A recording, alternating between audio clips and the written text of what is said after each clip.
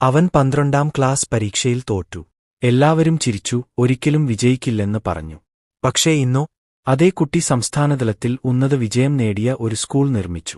ഇത് വെറുമൊരു കഥയല്ല, പരാജയത്തിന്റെയും ധൈര്യത്തിന്റെയും അവിശ്വസനീയമായ തിരിച്ചുവരവിന്റെയും യാത്രയാണിത്.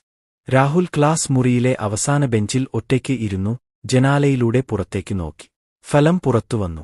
അവൻ 12ാം ക്ലാസ്സിൽ തോറ്റിരുന്നു. വീണ്ടും. സ്കൂൾ പ്രിൻസിപ്പൽ അവന്റെ മാതാപിതാക്കളെ വിളിച്ചിരുന്നു. സഹപാഠികൾ മന്ത്രിച്ചുകൊണ്ടിരുന്നു. ചിലർ ചിരിച്ചു. മറ്റുള്ളവർ അവനെ അവഗണിച്ചു. രാഹുലിന് ഇത് വെറുമൊരു പരാജയപ്പെട്ട പരീക്ഷയല്ലായിരുന്നു. ലോകം അവനെ ഉപയോഗശൂന്യൻ എന്ന വാക്കുകൊണ്ട് മുദ്രകുത്തിയതുപോലെ തോന്നി. പക്ഷേ ഇത് ഒരു പരാജയത്തെക്കുറിച്ചുള്ള കഥയല്ല, പിന്നീട് സംഭവിച്ചതിന്റെ കഥയാണിത്. ബീഹാറിലെ ഒരു ഗ്രാമത്തിലെ ഒരു ചെറിയ ചായക്കട. അവന്റെ അമ്മ വസ്ത്രങ്ങൾ തുന്നിയിരുന്നു. രാഹുൽ പഠിക്കുമെന്നും നല്ല ജോലി നേടുമെന്നും ജീവിതം മാറ്റുമെന്നും അവർ എപ്പോഴും സ്വപ്നം കണ്ടിരുന്നു. എന്നാൽ ഇപ്പോൾ ഗ്രാമത്തിൽ ആളുകൾ മന്ത്രിച്ചു. ആ ചായക്കടക്കാരന്റെ മകൻ വീണ്ടും പരാജയപ്പെട്ടോ? അവൻ അവന്റെ അച്ഛനെപ്പോലെയാകും. രാഹുൽ ഒന്നും പറഞ്ഞില്ല. അവൻ പുറത്തു പോകുന്നത് നിർത്തി. പുഞ്ചിരി നിർത്തി. പക്ഷേ അവന്റെ ഉള്ളിലെ എന്തോ ഒന്ന് ഉപേക്ഷിച്ചില്ല. ഒരു വൈകുന്നേരം ചായക്കടയിൽ ഇരിക്കുമ്പോൾ രാഹുൽ ഒരു കൊച്ചുകുട്ടി പത്രം വായിക്കാൻ പാടുപെടുന്നത് കണ്ടു. അവൻ ഏകദേശം 7 വയസ്സായിരുന്നു. നഗ്നപാതനായി, വ്യക്തമായും ഭക്ഷണം കഴിച്ചിട്ടില്ല. രാഹുൽ അവൻ ഒരു സമോസ് കൊടുത്തു.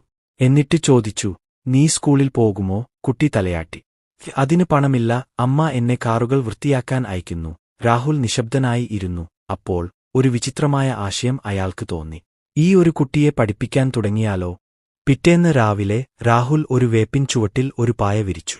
അവൻ ഒരു ചെറിയ സ്ലേറ്റ്, കുറച്ച് ചോക്ക്, ഒരു കീറിയ പുസ്തകം എന്നിവ കൊണ്ടുവന്നു. അവൻ സൂര്യ എന്ന ആൺകുട്ടിയെ വിളിച്ചു. എല്ലാ ദിവസവും 1 മണിക്കൂർ രാഹുൽ അവനെ വായിക്കാനും എഴുതാനും പഠിപ്പിച്ചു. താമസിയാതെ മറ്റൊരു കുട്ടി വന്നു.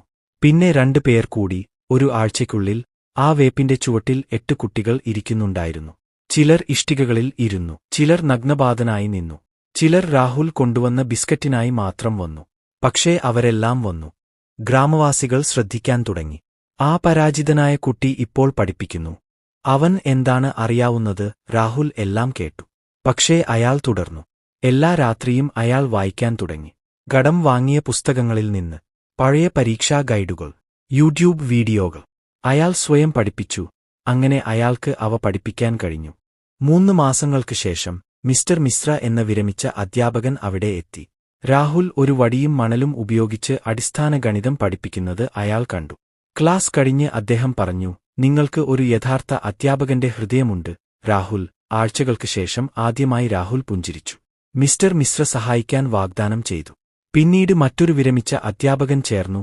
താമസിയാതെ അവർക്ക് ഒരു കൂട്ടം സന്നദ്ധ പ്രവർത്തകരെ ലഭിച്ചു. എല്ലാവരും അതേ വേപ്പിൻ മരത്തിന്റെ ചുവട്ടിൽ പഠിപ്പിക്കുന്നു. ഒരു പ്രാദേശിക എൻജിഒ തുറന്ന ക്ലാസ് മുറിയെക്കുറിച്ച് കേട്ടു. അവർ പുസ്തകങ്ങളും ബാഗുകളും ഒരു ബ്ലാക്ക് ബോർഡും സംഭാവന ചെയ്തു. പിന്നെ പഞ്ചായത്ത് ഒരു പഴയ സംഭരണ മുറി വാഗ്ദാനം ചെയ്തു. അതിന് തകർന്ന ജനാലകളും മേൽക്കൂരയുമില്ലായിരുന്നു. പക്ഷേ രാഹുലിന് അത് ഒരു കൊട്ടാരമായിരുന്നു.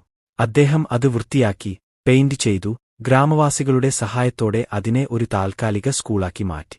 അവർ അതിനെ വിളിച്ചു അപ്ന വിദ്യാലയം, ഞങ്ങളുടെ സ്കൂൾ. 3 വർഷത്തിനുള്ളിൽ 47 വിദ്യാർത്ഥികളെ ചേർത്തു. അവർക്ക് ആഡംബര യൂണിഫോമുകൾ ഇല്ലായിരുന്നു. കമ്പ്യൂട്ടറുകളില്ല. എന്നാൽ മറ്റുള്ളവർക്ക് ഇല്ലാത്ത ഒരു കാര്യം അവർക്കുണ്ടായിരുന്നു: പ്രതീക്ഷ. രാഹുൽ ഒരു നിയമം സൃഷ്ടിച്ചു. ഒരു വിദ്യാർത്ഥിയെയും തിരിച്ചേക്കില്ല. പണത്തിനോ പശ്ചാത്തലത്തിനോ ഗ്രേഡുകൾക്കോ വേണ്ടിയല്ല, വൈകല്യമുള്ള വിദ്യാർത്ഥികളെ പോലും അദ്ദേഹം പഠിപ്പിച്ചു. ഒരു വർഷം സ്കൂളിലെ ആദ്യ ബാച്ച് ബോർഡ് പരീക്ഷ എഴുതി. ആളുകൾ പറഞ്ഞു, അവർ വിജയിക്കുമോ എന്ന് നോക്കാം. പക്ഷേ ഫലം വന്നപ്പോൾ 15 വിദ്യാർത്ഥികളിൽ 12 പേർ മികച്ച വിജയം നേടി. 2 പേർ അവരുടെ വിഭാഗങ്ങളിൽ സംസ്ഥാന ടോപ്പർമാരായിരുന്നു. മാധ്യമങ്ങൾ എത്തി. ക്യാമറകൾ മിന്നിമറഞ്ഞു. വാർത്താ ചാനലുകൾ ഇതിനെ അദ്ഭുത സ്കൂൾ എന്ന് വിളിച്ചു. ഒരു പ്രാദേശിക ബിസിനസ്സുകാരൻ ഭൂമി ദാനം ചെയ്തു. ഒരു ചെറിയ കെട്ടിടം നിർമ്മിച്ചു. രാഹുലിനെ ഇപ്പോൾ പ്രിൻസിപ്പൽ രാഹുൽ എന്ന് വിളിക്കുന്നു.